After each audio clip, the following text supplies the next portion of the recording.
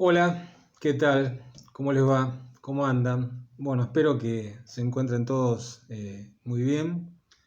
Nos volvemos a reencontrar. En esta oportunidad lo que vamos a hacer es una descripción muy sintética de los orígenes históricos de la economía, ¿m? De la economía como actividad humana y también como estudio de esa actividad humana.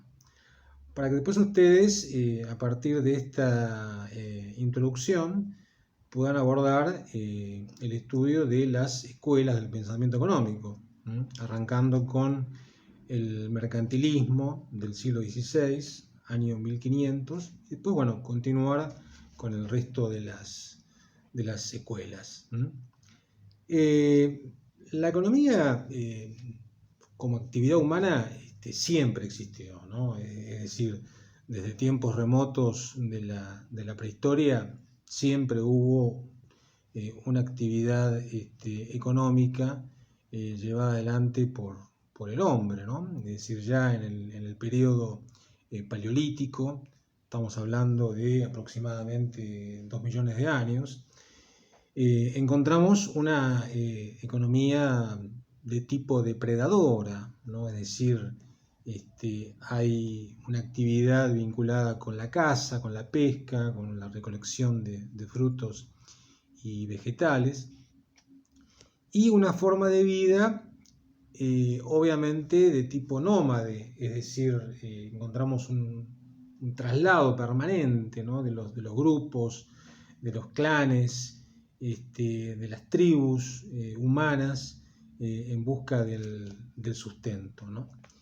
Ya después esto, bueno, cambia, ¿no? Es decir, se produce una cierta transición con la revolución neolítica, hace 12.000 años aproximadamente, que se pasa de esa economía depredadora a una economía productora. Es decir, vamos a ver una domesticación de los animales, vamos a ver un desarrollo de la agricultura y la forma de vida también cambia. Es decir, pasamos de una vida de tipo nómade a una vida sedentaria. Es decir, el ser humano, los grupos, los pueblos que se van formando, se van asentando en un lugar, van adquiriendo una residencia fija, ¿no? En cada lugar, porque ya no tienen necesidad de buscar el alimento ya lo tienen en el mismo lugar, ¿no? Es decir, a partir de la agricultura, fundamentalmente, y también de los animales que van domesticando. Lo económico, ya visto como el estudio, ¿no? De esa actividad humana, fue, digamos, de una evolución muy lenta. Ya es muy lento todo lo que tiene que ver con los estudios, ¿no? De lo que podría ser esa actividad. Ya en los comienzos de la Edad Antigua, 2000, 3000, 5000 años antes de Cristo, por supuesto mucho antes de los griegos, se habla muy poco, ¿no? de lo económico. Es decir, no había una necesidad de preguntar, por ejemplo, quién debía trabajar, ¿no? Es decir, ya se sabía que el trabajo lo hacían los esclavos, ¿no? Entonces ya eso estaba sobreentendido, no había nada que analizar, ¿no? Nadie tampoco se preguntaba quién distribuía el producto de ese trabajo. Es decir, ya se sabía que había un poder centralizado, ya sea en una aristocracia, en un monarca, en un faraón, en un emperador, que era el que decidía cómo se distribuía el producto de ese trabajo. Sí, lo importante en todo esto es que debía garantizarse la alimentación, ¿no? Es decir, la subsistencia, ¿no? de los pueblos, ¿no? Porque eso obviamente podía llegar a significar la desaparición, ¿no? del Estado, la extinción del Estado. Entonces, eso sí era lo más importante. Con nosotros hablamos del mundo antiguo, nos estamos refiriendo a la Mesopotamia, Persia, la India, la China, Egipto, Grecia, Roma, ¿no? Y este mundo antiguo tenía ciertas características, ¿no?, que a nosotros nos interesa, ¿no? Por ejemplo, eran economías de subsistencia, es decir, se producía para vivir, se producía para subsistir, es decir, no había lo que se llama excedentes de producción, ¿no? Es decir, no había tantos sobrantes, es decir, no se producía para que haya sobrantes. Por ahí sí había sobrantes que se guardaban para épocas por ahí desfavorables, por cuestiones climáticas u otras, pero no se producía para, por ejemplo, con el sobrante comercial. Es decir, el comercio todavía no estaba muy desarrollado. Eran economías también autosuficientes, es decir, no había necesidad de recurrir a un mercado para poder obtener el producto que se necesitaba. Simplemente todo lo que se necesitaba se producía, entonces quedaba dentro de esa unidad productiva, ¿no?, que eran las familias, y el mercado prácticamente no tenía ningún tipo de relevancia. Eran economías de autoconsumo, es decir, todo lo que se producía se consumía. Y eran economías también muy básicas, muy elementales.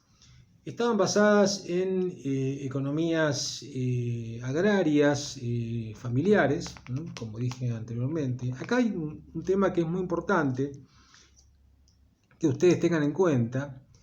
De aquellos factores de la producción, de esos recursos productivos que vimos en su momento, que mencionamos en su momento, ¿no?, tierra, trabajo y capital. Bueno, acá el capital no adquiere mucha importancia, es decir, no hay inversiones de capital. El capital prácticamente es mínimo, ¿no?, ni tampoco hablar sobre la posibilidad de acumular el capital, ¿no? Es decir, acá los recursos productivos más importantes, los fundamentales para la economía del mundo antiguo, eran la tierra y el trabajo. Eso es lo más importante. Ya no, el capital va a aparecer después, mucho tiempo después. El modo de producción es un modo de producción esclavista, es decir, la mano de obra provenía de los esclavos, producto de las guerras de conquista. Eran los prisioneros, las personas que se tomaban como prisioneros, pasaban a integrar la mano de obra esclava. Las economías también eran cerradas, tiene que ver un poco con lo que dije anteriormente, ¿no? Es decir, no había posibilidad de el desarrollo comercial, del intercambio de mercancías. Eran economías demasiado cerradas. Esto, bueno, se explica justamente por lo que dijimos anteriormente, es decir, al no haber excedentes de producción, no se justificaba, ¿no?, llevar adelante un comercio, ¿no?, un comercio abierto.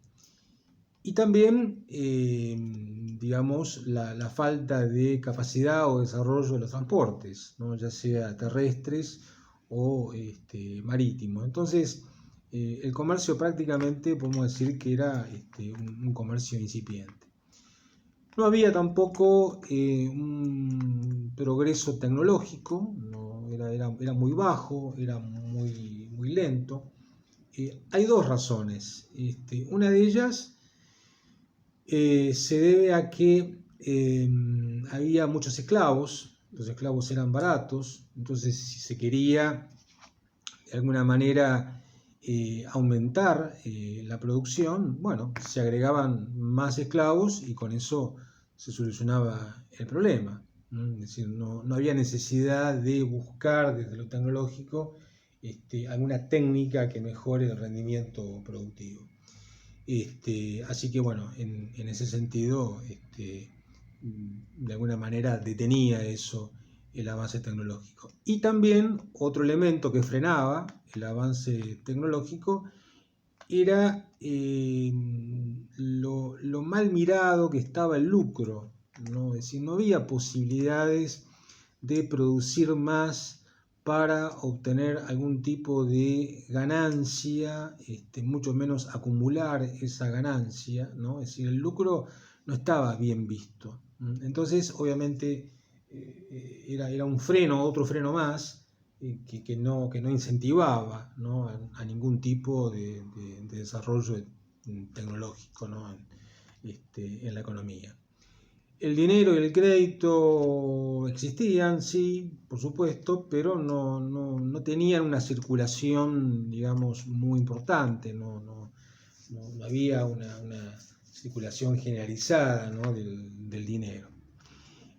Con respecto a los estudios de la actividad económica, bueno, prácticamente eran mínimos, ¿no? Es decir, el rasgo más importante es que los estudios que había de la cuestión económica es que no eran sistemáticos, ¿no? Es decir, no estaban organizados a través de escuelas del pensamiento económico, no había especialistas, ¿no? en economía que pudieran realizar grandes estudios analíticos, científicos de la economía. Y otro rasgo importante que tiene que ver con el estudio de lo económico es que no eran autónomos, es decir, si había algún tipo de estudio, siempre se daban dentro de un contexto, es decir, dependían de un contexto, es decir, el estudio económico estaba muy condicionado por el derecho, porque obviamente el derecho legislaba sobre las actividades económicas, por lo tanto no había mucho margen para proponer alternativas. La religión también condicionaba bastante todo lo que tuviera que ver con el estudio económico y con la actividad económica, la actividad humana económica. La moral también ejercía un condicionamiento muy grande a todo lo que fuera económico, y también la filosofía. Entonces, obviamente, todo lo que tuviera que ver con un atisbo, ¿no? impensable para aquella época, con un atisbo de algún estudio científico, ¿no? de la economía, eso era totalmente descartado, ¿no? Descartado porque obviamente para llegar a la categoría de ciencia, la ciencia tiene que ser autónoma, no tiene que depender de otras ciencias o de una autoridad estatal o de una autoridad religiosa o de un sistema moral, ¿no es cierto? Así que todavía todo lo que tenga que ver con el estudio con el estudio económico es muy prematuro.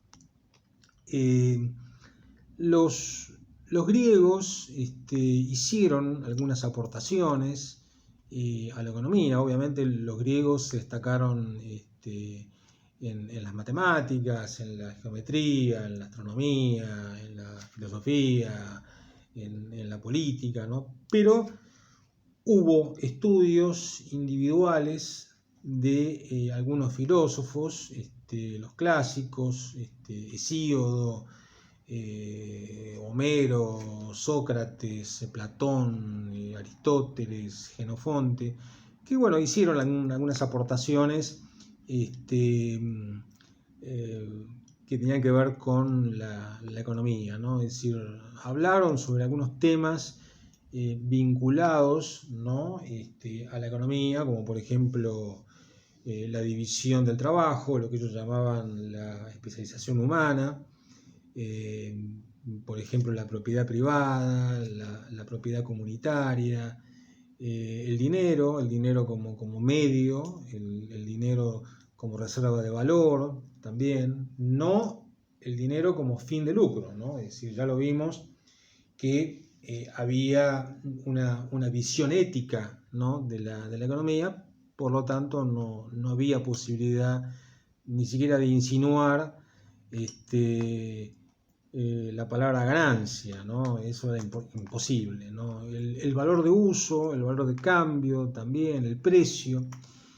Y hay un tema que es muy recurrente, ¿no? Que aparece con los griegos y que después se continúa en la Edad Media, que es el tema de la usura, ¿no? Es decir, nosotros a la usura la entendemos como el cobro abusivo o excesivo de intereses, ¿no?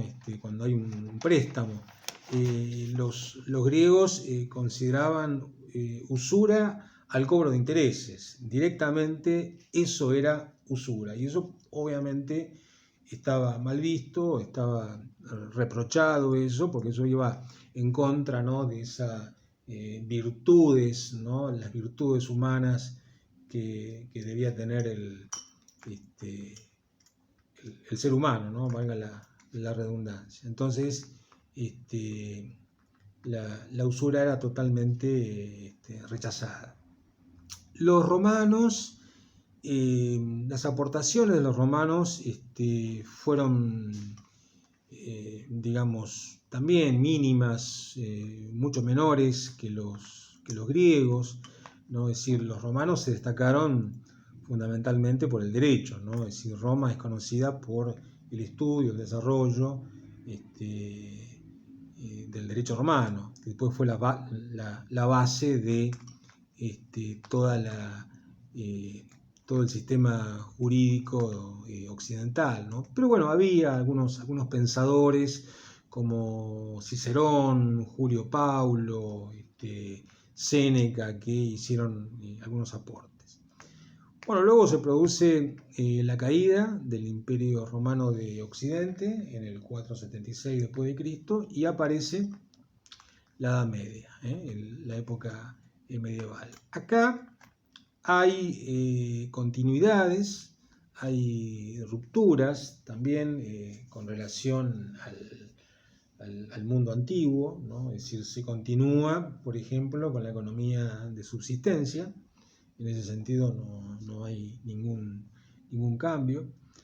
Hay explotaciones agrarias, obviamente la economía todavía va a depender de la tierra, ¿no? Pero lo que cambia es que esas explotaciones se van a dar dentro de lo que sería el feudo, ¿no? O el señorío. Esa es la gran diferencia. Mientras tanto, en el mundo antiguo se daban dentro de unidades familiares que no tenían nada que ver con el sistema feudal. Justamente el cambio, la ruptura, es que se pasa de un modo de producción esclavista a un modo de producción feudal. También el otro cambio es que va a haber una nueva relación social de producción, ¿no? Es decir, mientras que en el mundo antiguo la relación era amo y esclavo, el amo era el que tenía la tierra y el esclavo era el que la trabajaba, acá en el mundo medieval la relación va a ser entre señor feudal y el siervo, ¿no? El siervo de la gleba o el campesino. Va a haber una continuidad también en cómo se va a dar esa relación, ¿no? O sea, va a haber un dominio, va a haber un sometimiento, va a haber una explotación, ¿no? De quien tiene la tierra sobre quien la trabaja. Con respecto al estudio de la economía, ¿no? Acá se van a destacar los escolásticos, ¿no? Es decir, los escolásticos eran monjes muy cultos,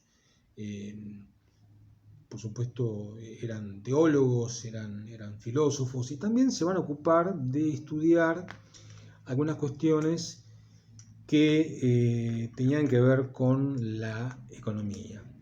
A ellos lo que más les interesa es compatibilizar el dogma religioso, el dogma católico, con las actividades económicas, ¿no? Es decir, tratar de conciliar el dogma, las enseñanzas bíblicas, con lo que se hacía desde el punto de vista económico, ¿no? Es decir, que no haya ningún choque y que tampoco haya ningún tipo de violación, ¿no? a esos dogmas. Entonces, bueno, por supuesto que la economía también como estudio de carácter formal, si vale la expresión, estaba también condicionado como en el mundo antiguo, ¿no? No había tampoco una sistematización y tampoco había una autonomía. Es decir, a ese condicionamiento, por ejemplo, moral, ¿no? que existía con los griegos, ahora este condicionamiento va a ser de tipo religioso, ¿no? Es decir, va a estar dentro, ¿no? la economía desarrollada a la hora de estudiársela dentro de un contexto, ¿no? que en este caso va a ser netamente religioso. Todo, por ejemplo, lo que tenía que ver con el dinero, bueno, estaba la advertencia, ¿no? de que cuidado que el manejo del dinero no haga incurrir en un pecado, ¿no? En el pecado de la avaricia, ¿no? Es decir, había un gran condicionamiento moral y religioso para esta época. Bueno, ya a partir del siglo X va a haber cambios, tecnológicos, ¿no? Vemos el molino, el arado, va a haber un aumento de la población en el campo, en la ciudad, va a aparecer la burguesía, va a aparecer la burguesía que está conformada por comerciantes y por artesanos. Por supuesto va a haber un desarrollo del comercio muy importante, que va a adquirir cierta relevancia con el paso del tiempo.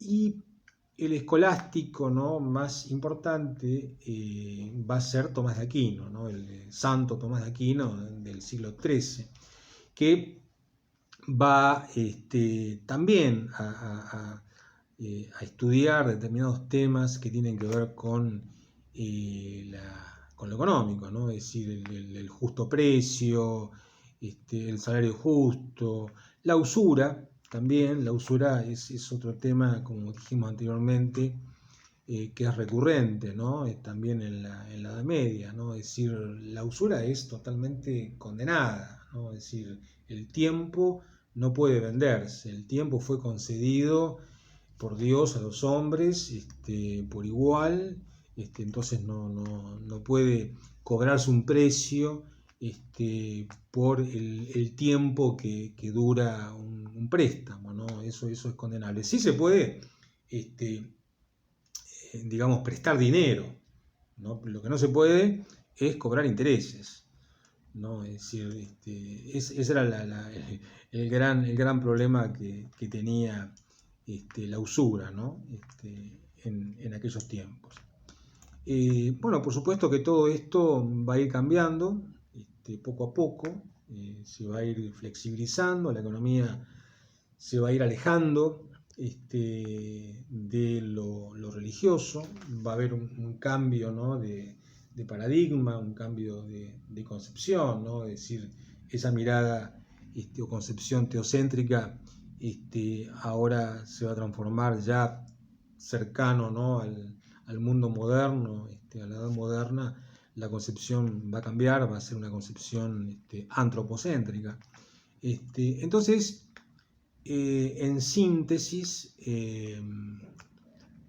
lo que podemos decir, digamos, lo más importante es que antes de 1500 lo que tenemos es una ausencia, ¿no? de sistematización de los estudios económicos, y por supuesto no va a haber ningún tipo de autonomía, ¿no? Es decir, los estudios económicos van a ser fragmentados, van a ser estudios individuales de algunos pensadores, de algunos intelectuales, de algunos filósofos, y por supuesto como dije recién, van a carecer de autonomía. Es decir, siempre va a haber una dependencia, un condicionamiento dentro de un contexto, ¿no? Ya sea el derecho, la religión, la moral o la filosofía. Esto, por supuesto, que va a cambiar, ¿no? Es decir, como también va a cambiar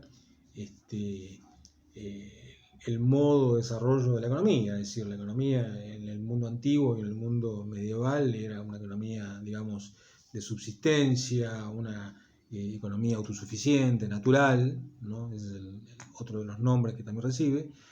Y a partir de 1500 va a haber una sistematización, van a aparecer las escuelas, ya va a haber una organización del estudio de la economía, algo mucho más sistemático, algo más cercano a lo científico, ¿no? Es decir, antes los estudios eran estudios que tenían que ver con lo pragmático, con los conocimientos fácticos, ¿no? De lo cotidiano, ¿no?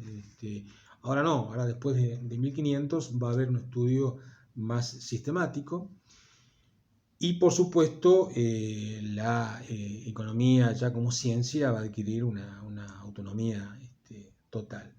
Y por supuesto va a haber también o se va a dejar atrás aquella economía natural, esa economía de subsistencia, y va a ser reemplazada por una economía del dinero, una economía mercantil, ¿no? Con la aparición de la burguesía comercial va a aparecer una mentalidad capitalista, ¿no?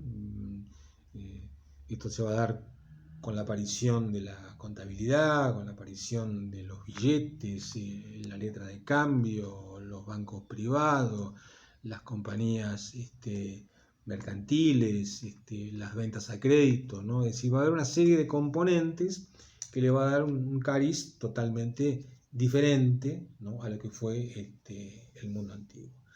Bueno, creo que esto es suficiente, alcanza para tener una idea, ¿no? de todos los antecedentes históricos que han precedido al periodo que ustedes van a estudiar.